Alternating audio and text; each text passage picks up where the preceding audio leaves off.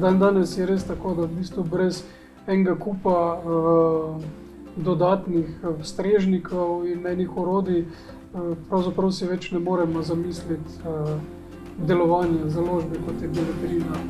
Mobilnih naprav je toliko, da si v bistvu takrat, ko smo se zamišljali Biblos, niti nismo predstavljali, da bomo v bistvu danes brali knjige na telefonih.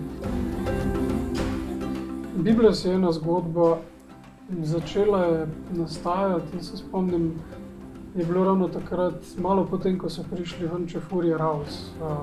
Od tam naprej se je začela potem razvijati ideja narediti e-knjižnico oziroma e-knjigarno v slovenščini. Jaz osebno sem po moje naredil tam preko 500 knjig. Pa mislim, da pri nobeni ni bilo, da bi res šlo v tiskarno nekaj,